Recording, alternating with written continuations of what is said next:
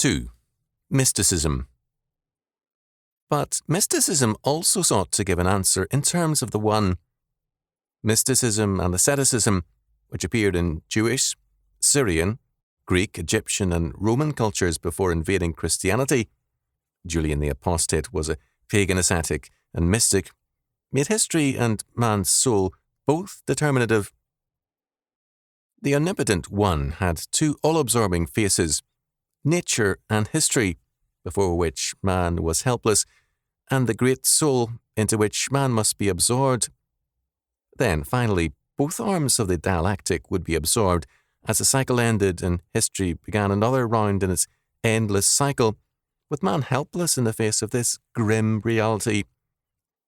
Such mysticism ran helplessly between the Scylla and Charybdis of monism and dualism, between the shattering rock of a divided universe and the deadly whirlpool of the sucking maws of the all-absorbing One. Such a philosopher was Plotinus, who sometimes made matter the other than being. The dialectical warfare was basic to reality for Plotinus. But why does the existence of the principle of good necessarily comport the existence of a principle of evil? Is it because the all necessarily comports the existence of matter? Yes, for necessarily this all is made up of contraries. It could not exist if matter did not. The nature of this cosmos is, therefore, a blend. It is blended from the intellectual principle and necessity.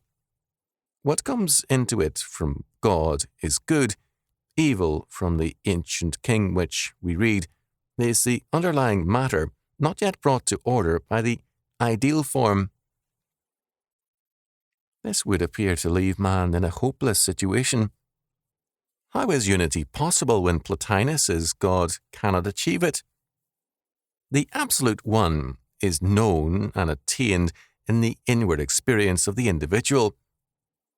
Matter, which is evil and yet permeated by the divine, is united to intelligence by the human soul.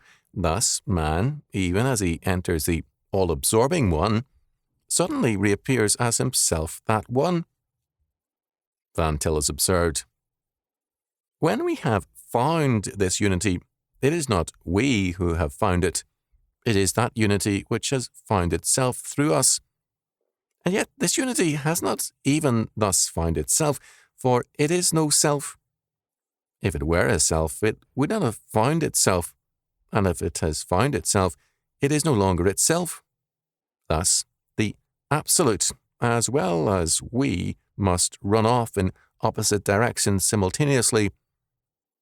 It must be pure act, and to be pure act, it must be act in still greater heights of separation from all contact with temporal plurality. On the other hand, it cannot thus be active in the direction of pure negation if it is not at the same time active in the direction of pure affirmation. But this affirmation is affirmation of pure temporal individuation, and as such is at the same time negation of pure unification by negation and separation. In these philosophies, the fate of this all-absorbing One is to destroy itself.